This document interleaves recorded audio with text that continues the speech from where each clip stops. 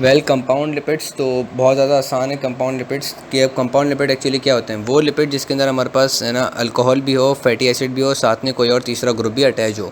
ठीक है, अल्कोहल भी हो, फैटी एसिड भी हो और साथ में कोई तीसरा ग्रुप अटैच भी हो, तो उसको हम कहते हैं है ना वो कंपाउंड लिपिड। अब कंपाउंड लिपिड्स में क्या क्या आ जाता है? कंपाउंड लिपिड्स में हमारे पास आ जाते हैं कि अगर हमारे पास दो फैटी एसिड्स हैं, ग्लाइसरोल भी है और उसके साथ अगर फॉस्फेट ग्रुप अटैच हो रहा है तो ये हमारे पास फॉस्फोलिपिड है। ठीक है, अगर हमारे पास फॉस्फेट की जगह सल्फेट ग्रुप अटैच हो रहा है तो सल्फोलिपिड है।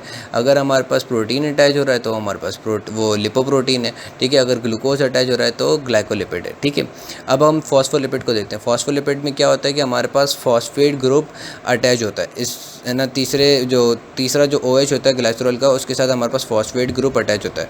ठीक है, तो ये हमारे पास सिंपल फॉस्फोलिपिड बन गया।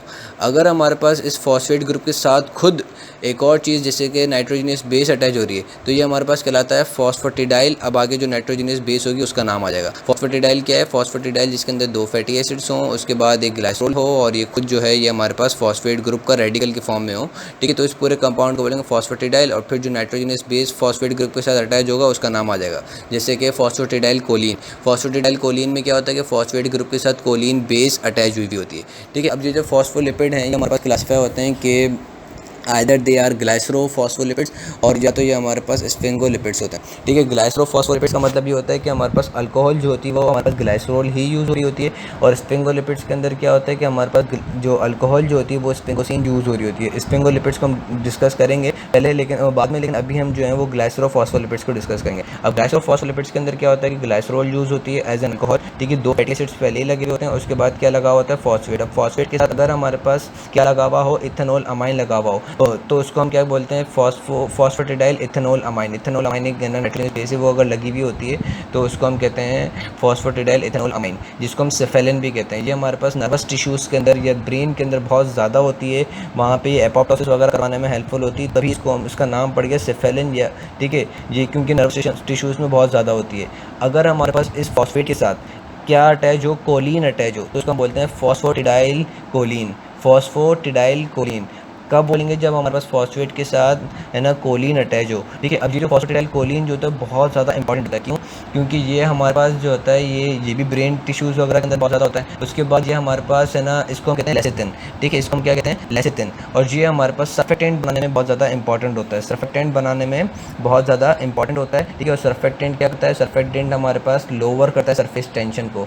ठीक है, जब हम एक्सपायरेशन करते हैं तो हमारे पास अगर सरफेस ये जो सर्फेक्टेंट ना हो तो हमारे पास क्या होगा कि एल्वेलाई पूरा सरफेस टेंशन की वजह से क्या होगा? कोलैप्स हो जाएगा। ठीक है, तो एक बच्चों के अंदर अगर ये सर्फेक्टेंट ना हो तो रिस्पिरेटरी डिस्ट्रेस सिंड्रोम भी हो जाता है। ठीक है, तो ये सर्फेक्टेंट बनाने में ये लेसिथिन बहुत ज़्यादा इंपॉर्टेंट रोल प्ले करता है। ठीक है, उसके बाद जो आता है उसके बाद आता है ना लिपोसिटोल्स या फॉस्फेटिडाइल इनोसिटोल्स। अब ये क्या होता है? इसमें हमारे पास नाइट्रोजनस बेस नहीं होती, उसमें हमारे पास क्या लगा हुआ होता है? उसमें हमारे पास इनोसिटोल ग्रुप लगा होता है। ठीक है, इनोसिटोल क्या है? इनोसिटोल एक्चुअली हमारे पास है ना साइक्लिक अल्कोहल होता है। साइक्लिक 6 कार्बन का हेक्सानोल होता है। ठीक है, साइक्लिक हेक्सानोल होता है, यानी कि 6 कार्बन का हमारे पास साइक्लिक स्ट्रक्चर होता है, जो कि हमारे पास पूरा जो होता है वो हाइड्रोक्सिलेटेड होता है। 6 के 6 कार्बन के ऊपर OH ग्रुप अटैच होता है, वो हमारे पास है ना अगर फॉस्फेट ग्रुप के साथ लगा हुआ हो तो उसको हम कहते हैं इनोसिटोल। और इनोसिटोल बहुत ज़्यादा इंपॉर्टेंट होता है एज अ सेकेंडरी मैसेंजर के तौर पर। इनोसिटोल किस लिए इंपॉर्टेंट होता है? एज अ सेकेंडरी मैसेंजर के तौर पर। उसके बाद हमारे पास आ जाते हैं वो है ना प्लाज्मेलोजन। ठीक है, प्लाज्मेलोजन बहुत ज़्यादा इंपॉर्टेंट होता है क्योंकि यही एक्चुअली हमारे पास क्या होता है? टिश्यू फैक्टर होता है। प्लाज्मेलोजन क्या है? ये हमारे पास है ना प्लेटिलेट फैक्टर 3, टिश्यू फैक्टर, ये चीज़ें होती हैं। ठीक है, अब इसके अंदर क्या होता है? इसके अंदर हमारे पास पहला जो फैटी एसिड होती है वो एक्चुअली फैटी एसिड नहीं होती। पहली फैटी एसिड जो कि OH ग्रुप के साथ उसके साथ ग्लाइसरोल के साथ अटैच होती है वो एक्चुअली फैटी एसिड नहीं होती। वो क्या होती है? वो हमारे पास है ना वो एक लॉन्ग एलिफेटिक हाइड्रोकार्बन चेन होती है, जो कि हमारे पास है ना वो जिसमें डबल बॉन्ड होते हैं। ठीक है, और वो हमारे पास ईथर लिंकेज के थ्रू है ना अल्कोहल के साथ अटैच होता है। ईथर लिंकेज के थ्रू हमारे पास अटैच होता है और जब इस कंपाउंड की हाइड्रोलाइसिस करते हैं तो वो जो पहली वाली चेन जो थी जो कि है ना एलिफेटिक हाइड्रोकार्बन थी, अनसैचुरेटेड एलिफेटिक हाइड्रोकार्बन, वो हमारे पास अल्डिहाइड के फॉर्म में कन्वर्ट हो जाती है। ठीक है, वो हमारे पास किस फॉर्म में कन्वर्ट हो जाती है? अल्डिहाइड की फॉर्म में कन्वर्ट हो जाती है। ठीक है, तो ये चीज़ याद रखना कि प्लाज्मेलोजन के अंदर क्या है कि हमारे पास पहली चेन जो है वो फैटी एसिड नहीं होती, उसमें हमारे पास एक इनोल चेन होती है ना, लॉन्ग इनोल चेन होती है। ठीक है, इनोल चेन यानी कि जो कि इथीन को रिजेंबल करे, जिसमें डबल बॉन्ड हो और वो इथीन को रिजेंबल करे। ठीक है, और वो हमारे पास ईथर लिंकेज के थ्रू OH ग्रुप के साथ लिंक्ड होती है। ईथर लिंकेज के साथ हमारे पास लिंक्ड होती है ग्लाइसरॉल के साथ, ठीक है। तब इसकी इस कंपाउंड की हाइड्रोलाइसिस करते हैं तो हमारे पास ये जो पहली वाली चेन होती है वो हमारे पास कन्वर्ट हो जाती है किस फॉर्म में, एल्डिहाइड की फॉर्म में। और प्लाज्मेलोजन का काम क्या है, प्लाज्मेलोजन बहुत बहुत ज़्यादा इंपॉर्टेंट होता है as a platelet activating factor, जिसको हम क्या कहते हैं, टिश्यू फैक्टर, ठीक है, या फैक्टर 3 भी हम कहते हैं। ये बहुत सारे काम कराता है। जब फंक्शंस पे आएंगे तो मैं डिस्कस भी करूँगा इसको, ठीक है। तो ये प्लाज्मेलोजन बहुत ज़्यादा इंपॉर्टेंट था। उसके बाद जो मैंने कहा था कि है ना ये लाइसोफॉस्फेटाइड्स, जो कि मैंने कहा था कि लाइसोलेसिथिन, जो कि जब कोलेस्ट्रॉल चल रहा था तो मैंने जिक्र किया था। तो ये जो लाइसोलेसिथिन होता है ये एक्चुअली क्या है, ये हमारे पास इसमें ये होता है कि है ना एक पहले कार्बन के ऊपर फैटी एसिड होता है, ठीक है। पहले कार्बन के ऊपर मतलब पहले OH के साथ फैटी एसिड अटैच होता है, लेकिन जो दूसरा कार्बन जो है, ठीक है, ये जो दूसरा कार्बन जो होता है उसके पास जो होता है वो हमारे पास फैटी एसिड नहीं होता। दूसरे वाले के पास हमारे पास क्या होता है, फैटी एसिड नहीं होता। लाइसोफॉस्फेटाइड्स कैसे बनता है, एक्चुअली ये हमारे पास बनता है लेसिथिन से। ये हमारे पास बनता है कैसे, लेसिथिन से। लेसिथिन क्या था, लेसिथिन मैंने बताया था आपको कि जिसके अंदर हमारे पास है ना कोलिन लगा हुआ होता है फॉस्फेट के साथ, तो उसको हम कहते हैं लेसिथिन। लेसिथिन के अंदर पहली कार्बन मतलब जो ग्लाइसरॉल होता है उसके पहले OH के साथ भी फैटी एसिड अटैच होता है, दूसरे के साथ भी अटैच होता है, लेकिन तीसरे पे फॉस्फेट और फिर फॉस्फेट के साथ है ना ये कोलिन अटैच होता है। लेकिन ये जो हमारे पास लाइसोफॉस्फेटाइड्स है उसमें क्या होता है कि हमारे पास लेसिथिन में से सेकंड कार्बन वाले जो मतलब लेसिथिन के अंदर जो ग्लाइसरॉल है उसका जो सेकंड कार्बन है, ठीक है, उसमें उसके सेकंड कार्बन के साथ जो फैटी एसिड अटैच थी ना वो हटा देते हैं। उस सेकंड कार्बन के साथ जो फैटी एसिड थी वो हटा देते हैं और वो फैटी एसिड को हम लगा देते हैं कोलेस्ट्रॉल के साथ। फिर बाकी जो कंपाउंड बच गया, अब कंपाउंड क्या बचेगा, जिसमें पहले कार्बन पे फैटी एसिड होगा, ठीक है, दूसरे कार्बन पे कुछ भी नहीं, तीसरे कार्बन पे हमारे पास वो फॉस्फेट कोलिन अटैच है। तो इस कंपाउंड को हम बोलते हैं लाइसोलेसिथिन। इस कंपाउंड को क्या बोलते हैं, लाइसोलेसिथिन। लाइसोलेसिथिन कैसे हमारे पास बना, लाइसोलेसिथिन हमारे पास बनता है कि जब हम एल्केट एंजाइम यूज़ करें और कन्वर्ट करा दें लेसिथिन को लाइसोलेसिथिन के अंदर, यानी कि सेकंड कार्बन वाली उसकी जो फैटी एसिड की चेन है उसको उठाकर लगा दें कोलेस्ट्रॉल के ऊपर, और बाकी जो वो रेमिनेंट कंपाउंड बन जाता है उसको कहते हैं लाइसोलेसिथिन, ठीक है। तो ये चीज़ भी याद रखना। उसके बाद जो इनके जो फंक्शंस हैं वो बहुत ज़्यादा इंपॉर्टेंट हैं। फंक्शंस याद करने के लिए वो मैं नेक्स्ट ऑडियो में बताता हूँ। फंक्शंस डिस्कस करने से पहले एक जो आखिरी रह गया वो है कौन सा, स्फिंगोसिन, ठीक है। अब स्फिंगोसिन क्या है, एक्चुअली स्फिंगोसिन के अंदर हमारे पास क्या होता है कि हमारे पास जो अल्कोहल जो होता है वो ग्लाइसरॉल नहीं होता। अल्कोहल जो होता है वो हमारे पास ग्लाइसरॉल नहीं होता। तो फिर क्या होता है, उसके अंदर हमारे पास है ना स्फिंगोसिन यूज़ होता है। स्फिंगोसिन क्या है, ये हमारे पास अनसैचुरेटेड 18 कार्बन का एक अल्कोहल होता है जिसमें हमारे पास अमाइड ग्रुप भी होता है, ठीक है, और OH ग्रुप भी होता है। और उसका जो OH ग्रुप जो होता है वो मतलब इसको अल्कोहलिक प्रॉपर्टी देता है। अब इस स्फिंगोसिन के साथ अगर हमारे पास ये जो फैटी एसिड अटैच हो जाए, स्फिंगोसिन के साथ हमारे पास क्या अटैच हो जाए, स्फिंगोसिन के साथ अगर हमारे पास ये जो फैटी एसिड अटैच हो जाए तो इस कंपाउंड को बोलेंगे, स्फिंगोसिन प्लस फैटी एसिड वाले कंपाउंड को बोलते हैं ceramide. Sphingosine plus fatty acid वाले कंपाउंड को क्या बोलते हैं, सेरामाइड। और फिर जब फॉस्फेट ग्रुप जो है वो स्फिंगोसिन के साथ अटैच हो जाएगा, ठीक है, तो इस तीनों कंपाउंड को हम क्या बोलेंगे, सेरामाइड फॉस्फेट। सेरामाइड फॉस्फेट किसको बोलेंगे, सेरामाइड फॉस्फेट हम बोलेंगे जब हमारे पास सेरामाइड के साथ अब हमारे पास फॉस्फेट ग्रुप अटैच हो जाए, ठीक है, तो उसको हम बोलेंगे सेरामाइड फॉस्फेट। फॉस्फेट ग्रुप किससे अटैच होगा, एक्चुअली होगा फॉस्फेट ग्रुप अटैच स्फिंगोसिन के साथ, लेकिन क्योंकि स्फिंगोसिन पहले अटैच होता था फैटी एसिड के साथ तो उस कंपाउंड को हमने बोल दिया था सेरामाइड। अब एज अ होल सेरामाइड के साथ क्या हो रहा है कि फॉस्फेट ग्रुप नीचे से अटैच हो रहा है, ठीक है, तो उसको हम बोलेंगे सेरामाइड फॉस्फेट, ठीक है। अब जो हमारे पास एंजाइम होता है स्फिंगोमाइलिनेज, वो क्या करता है, स्फिंगोमाइलिनेज हमारे पास ब्रेक डाउन करवाता है किसको, सेरामाइड को किसके अंदर, मतलब सेरामाइड फॉस्फेट को किसके अंदर, सेरामाइड और फॉस्फेट ग्रुप के अंदर।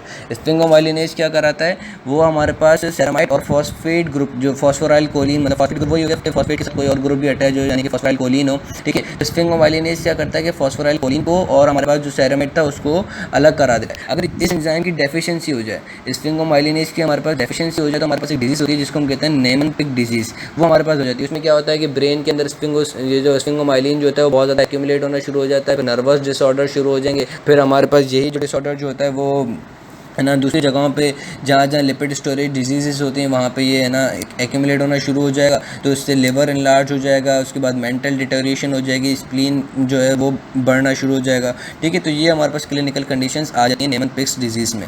एंजाइम याद रखना कि कौन से एंजाइम की डेफिशिएंसी होती है। उसके बाद जो है वो जो फॉस्फोलाइपेजेस हैं, फॉस्फोलाइपेजेस क्या करते हैं, फॉस्फोलाइपेजेस एक्चुअली हमारे पास ब्रेक डाउन करते हैं फॉस्फोलिपिड्स की एट डिफरेंट प्लेसेस, ठीक है। अब जो फॉस्फोलाइपेजेस हैं वो हमारे पास कौन कौन से होते हैं, वो होते हैं A1, A2, C और D, A1, A2, C और sorry A1 A2 B C and D, phospholipase A1 A2 B C and D। अब ये जो 5 एंजाइम है हमारे पास ऐड करते हैं किसके ऊपर, सपोज कर लो हमने लेसिथिन कंसीडर किया हुआ, ठीक है, तो ये 5 एंजाइम किसके ऊपर ऐड करेंगे, अभी हम कंसीडर कर रहे हैं लेसिथिन के ऊपर।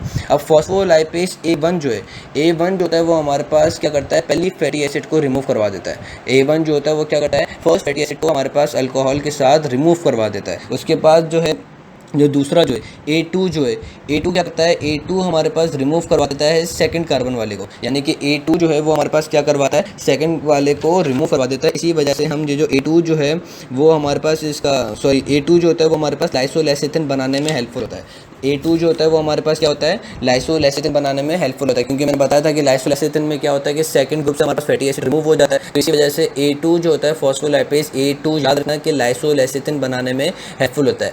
अब जो हमारे पास कंपाउंड बन गया जिसमें से हमने सपोज कर लो कि फॉस्फोलाइपेज A2 पहले लगाया था, ठीक है, उसने क्या कर दिया कि सेकंड कार्बन से फैटी एसिड हटा दिया, हमने A1 अभी नहीं लगाया, A1 लगा मतलब A1 जो है वो हमने फॉस्फोलाइपेज A1 नहीं लगाए, यानी कि अभी पहले कार्बन के साथ फैटी एसिड स्टिल अटैच है। A1 अभी सपोज कर लो नहीं लगाया, लेकिन A2 हम लगा चुके हैं, जिसने क्या किया है कि सेकंड कार्बन से हमारे पास से वो फैटी एसिड चेन हटा दी है। अब क्या बचा है कंपाउंड के अंदर, वो है लाइसोलेसिथिन बचा है। उसके अंदर क्या बचा है कि पहले कार्बन के ऊपर फैटी एसिड है, दूसरे कार्बन पे कुछ भी नहीं है, तीसरे पे हमारे पास वो फॉस्फोराइल कोलिन अटैच्ड है, ठीक है।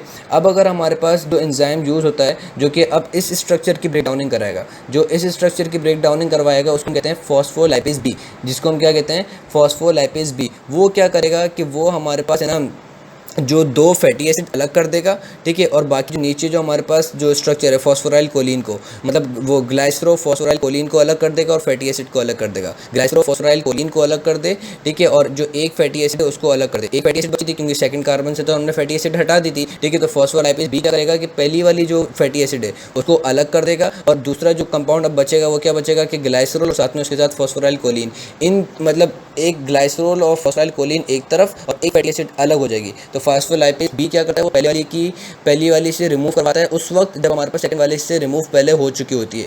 फॉस्फोलाइपेज बी कब एक्ट होता है कि जब हमारे पास लाइसोलेसिथिन वाला स्ट्रक्चर बना हुआ हो, ठीक है, और उसमें से पहले वाले कार्बन से फैटी एसिड चेन हटवा दे, ठीक है, और फिर बाकी क्या रेमिनेंट बचा है उसमें ये बचेगा कि ग्लाइसरोल और साथ में उसके साथ जो अटैच्ड है वो फॉस्फोराइल कोलिन बचेगा।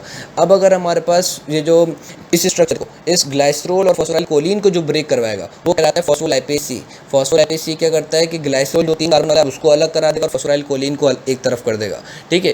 फॉस्फोलाइपेज सी ने क्या किया कि ना फॉस्फोग्लाइसरोल को फॉस्फोलाइपेज सी ने क्या किया, ग्लाइसरो फॉस्फोराइल कोलिन को ब्रेक डाउन कर दिया। फॉस्फोलाइपेज सी ने क्या किया, ग्लाइसरो फॉस्फोराइल कोलिन को ब्रेक डाउन कर दिया। वापस सुनो, फॉस्फोलाइपेज सी ने क्या किया कि जो ग्लाइसरो फॉस्फोराइल कोलिन था उसको ब्रेक डाउन कर दिया, यानी कि ग्लाइसरोल को एक तरफ कर दिया और जो हमारे पास फॉस्फोराइल कोलिन है उसको उसने एक तरफ कर दिया। फिर आता है फॉस्फोलाइपेज डी, और फिर वो फॉस्फोलाइपेज डी क्या करेगा कि फॉस्फेट ग्रुप को एक तरफ कर देगा, कोलिन ग्रुप को एक तरफ कर देगा। अब अगर हम इसी एंजाइम सिस्टम का एक दफ़ा दोबारा रिपीट कर लें कि फॉस्फोलाइपेज A1 कब एक्ट होता है, A1 उस वक्त एक्ट होगा कि जब हमारे पास लेसिथिन था। लेसिथिन में से अगर पहले कार्बन से हमें फैटी एसिड निकलवाना है सिर्फ लेसिथिन से, तो फॉस्फोलाइपेज A1 यूज़ कर देंगे।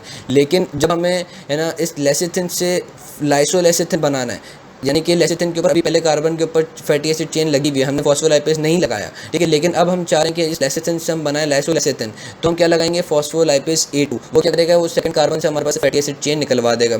उसके बाद अब हम चाह रहे हैं कि जो हमारे पास लाइसोलेसिथिन स्ट्रक्चर आ गया जिसमें हमारे पास सेकंड चेन के ऊपर फैटी एसिड नहीं है, अब हम इसको तोड़ना चाह रहे हैं। इसको तोड़ने के लिए हमारे पास क्या होगा, फॉस्फोलाइपेज बी आएगा, और फॉस्फोलाइपेज बी क्या करेगा, वो पहले कार्बन से फैटी एसिड चेन निकाल देगा। अब जब पहले कार्बन से फैटी एसिड चेन निकल जाएगी, दूसरे वाले से पहले ही निकल चुकी थी, तो क्या बचेगा, ग्लाइसरो फॉस्फोराइल कोलिन। क्या बचेगा, ग्लाइसरो फॉस्फोराइल कोलिन। अब अगर हमें इस ग्लाइसरो फॉस्फोराइल कोलिन को भी तोड़वाना है तो हम लगाएंगे फॉस्फोलाइपेज सी। फॉस्फोलाइपेज सी क्या कर देगा, ग्लाइसरोल को एक तरफ कर देगा और फॉस्फोराइल कोलिन को एक तरफ कर देगा। अब हम चाह रहे हैं कि फॉस्फोराइल कोलिन भी ब्रेक डाउन हो जाए, तो इसके लिए हम क्या लगाएंगे, फॉस्फोलाइपेज डी।